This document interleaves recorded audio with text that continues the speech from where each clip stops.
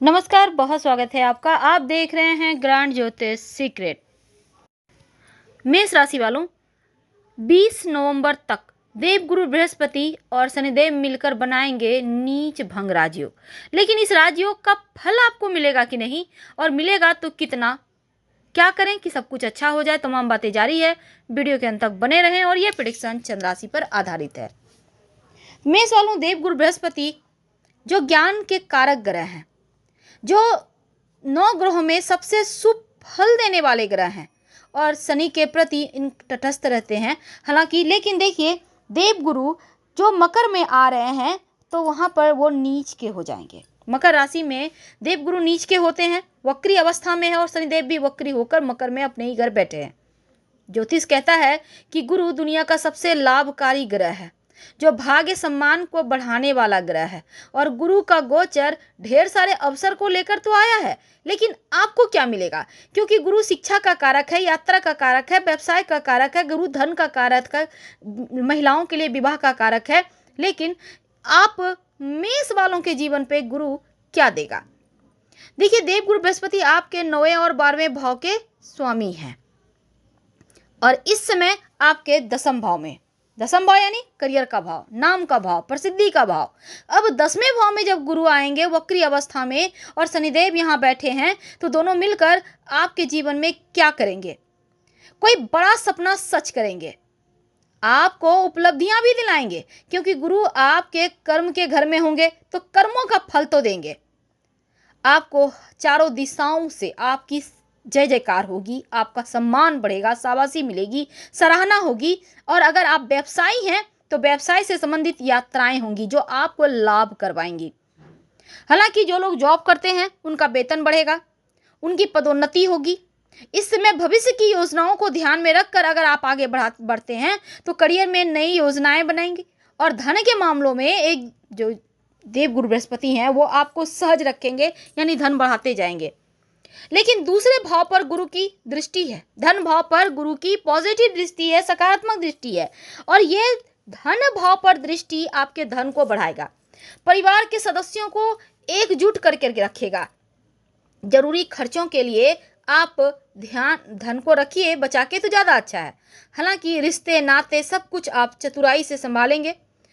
आपके घर परिवार में सुख है, शांति, ऐश्वर्य है, सब कुछ बढ़ेगा, और आप एक्टिव रहेंगे। बच्चों और परिवार के सदस्यों के बीच आप छाए रहेंगे, क्योंकि घर परिवार में कोई शुभ मांगलिक कार्य भी होंगे। हालांकि इस समय घर में कोई अविवाहित है तो उनका रिश्ता तय होगा, आप अविवाहित, तो आपका विवाह हो सकता है। लेकिन छोटे मोटे पारिवारिक मुद्दे हैं जो आपकी मुश्किलों को बढ़ाएगा। हालांकि स्वास्थ्य आपका फिट रहेगा, लेकिन फिर भी छोटी मोटी समस्याओं को नज़रअंदाज ना ही करें तो बढ़िया रहेगा। दूसरी तरफ जो मेष वाले हैं, इसमें आपको गुरु को प्रबल करना होगा, क्योंकि यहाँ पर गुरु आपके जीवन में खुशियों को बढ़ाने के लिए आया है। तो क्यों ना उन खुशियों को समेटा जाए। नौकरी में तरक्की के साथ आपके इनकम को बढ़ा रहा है। अब मकर जो 10वां घर है मकर राशि का, यहाँ पर 10वें भाव में शनिदेव बैठे हुए हैं अपने ही घर में, और गुरु आकर नीच भंग राजयोग बना रहे हैं। आपके ऊपर ना तो 7.5 है ना ढैया है, इस मामले में आप आज़ाद हैं। लेकिन दूसरी तरफ 20 नवंबर तक जब दोनों एक साथ रहेंगे, इसके बाद गुरु 20 नवंबर को कुंभ में वापस आ जाएंगे। लेकिन गुरु का वक्री चाल उत्साह बढ़ा रहा है, सफलता का एक नया इतिहास रचेंगे, पर छोटे मोटे उतार चढ़ाव भी हैं।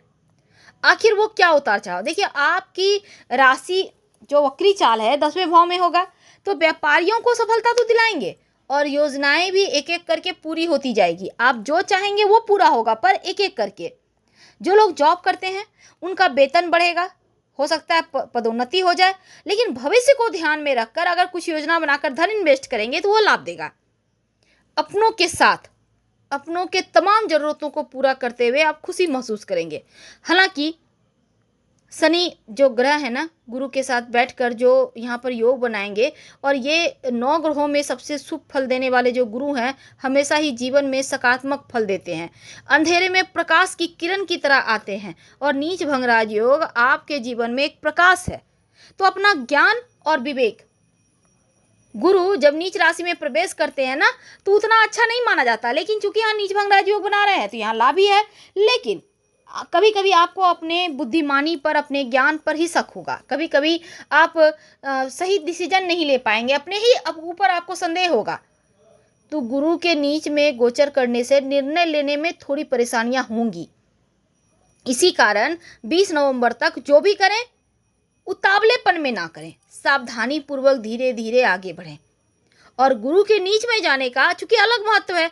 अब गुरु यहाँ पर शनिदेव के साथ आने के बाद 60 साल के बाद ऐसा योग बना है। इसके पहले 1960 में ऐसा हुआ था, क्योंकि आपको तो पता है कि गुरु हर 12 साल में यानी कि वो एक चक्र पूरा करते हैं। और गुरु शनि जो मकर राशि में एक साथ हैं तो देश और विदेश में तमाम परिवर्तन होंगे। और ऐसे में गुरु और शनि के इस गोचर से कई तरह का परिवर्तन जीवन में होने वाला है।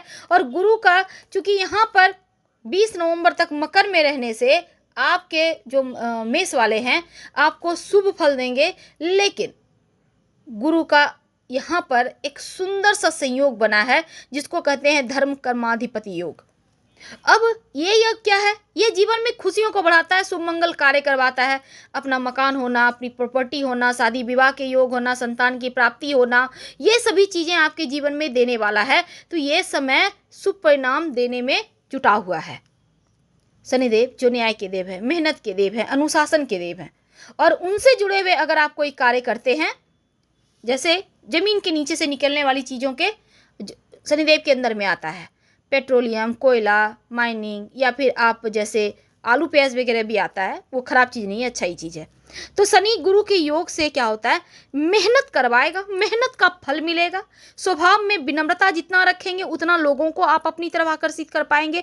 आप जितना सहजता रहेंगे, कोमल रहेंगे, जैसे पानी में चीनी नमक घुल जाता है ना, बिल्कुल वैसे ही आपको घुल मिल जाना है। फिर देखिए कैसे इस योग का फल आपको हाथों हाथ मिलता है। तो आपके लिए शुभ फलदायी है। और चूंकि धर्म कर्माधिपति योग भी बना हुआ है तो ये घर परिवार में धार्मिक अनुष्ठान कराएगा। लेकिन शनि वैराग्य का प्रतिनिधित्व करते हैं, तो जो राजनीति में सरकारी काम से जुड़े हैं थोड़ा सा यहाँ सावधानी आपको रखनी होगी। हालांकि थोड़ा सा मामलों में मेष वालों, धन का मामलों में सावधान रहिएगा और किसी से विवाद मत करिएगा। वाहन चलाते समय थोड़ा सावधान रहिएगा, क्योंकि इस समय थोड़े से चोट चपेट के भी योग बने हुए हैं। अगर आप बड़े व्यापारी हैं, आरंभ करना चाहते हैं बड़ा व्यापार, तो इस समय आपका अनुबंध हो सकता है, क्योंकि अनुकूल वक्त है। लेकिन जो भी गोपनीय योजनाएं हैं उसको गोपनीय रखें और आगे बढ़ जाएं। जरूरी नहीं है ढिंडोरा पीटना। मान सम्मान बढ़ेगा, लौकिक सुखों की प्राप्ति होगी और उच्चाधिकारियों से रिश्ते बेहतर बनाए रखें तो ये आपके लिए प्लस पॉइंट होगा। हम आपसे विदा लेते हैं, लेकिन आप माथे पर तिलक लगाएं हल्दी का रोज।